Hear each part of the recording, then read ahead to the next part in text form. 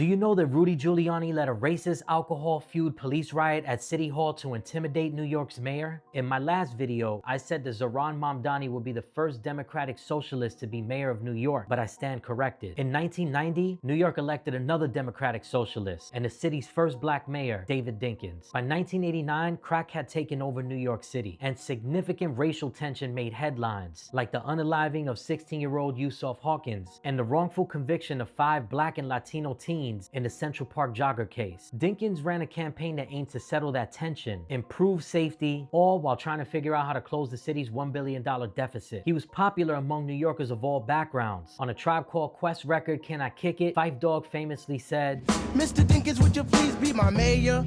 You'll be doing us a really big favor." Dinkins had his work cut out for him, but he did have some success. During his term, Dinkins hired 6,000 cops, ended a 30-year rising crime rate, kept schools open after hours to keep kids off the street, rebuilt thousands of housing units across the boroughs, got the number of homeless New Yorkers down to a 20-year low, brought the U.S. Open to Queens, and struck a deal with Disney to help rebuild a crime-ridden Times Square. But it was his police reform ideas that were met with a lot of opposition. Dinkins wanted more community policing and to uproot a lot of the corruption, so he established the Mullen Commission, which investigated corruption, and sought to reform the Civilian Complaint Review Board to a full panel of civilians, removing cops from being voting members. The CCRB basically investigates complaints of police misconduct. The PBA pushed back on Dinkins, and while most politicians would have folded, Dinkins did not, and that pissed a lot of people off. Fast forward to September 16, 1992. Rudy Giuliani and the PBA rally about 10,000 off-duty, mostly white cops, a lot of whom been drinking, and marched down to City Hall in what they called a protest, but was more of a riot. They rushed barricades, pushed past their fellow on-duty officers, climbed over cars, and rushed towards the steps of City Hall, holding up signs and chanting, "Dinkins must go." They used racial slurs, profanity, and some even held up posters of Dinkins as a caricature with an afro and big lips. Some reporters covering the event remember being assaulted by some of the officers, and staffers inside of City Hall recall being afraid that they would actually get into the building. Sound familiar? And their behavior that day may have been a deciding factor when City Council voted to reform the CCRB anyway. But Rudy Giuliani carried that momentum throughout his second campaign against Dinkins, just narrowly winning and becoming mayor of New York City in 1994. But David Dinkins is responsible for ushering in a new era in New York City during one of its lowest points. But I want to know what you think about David Dinkins and of this situation in particular, and don't forget to follow me on Instagram, TikTok, and YouTube at FromTheRecord_.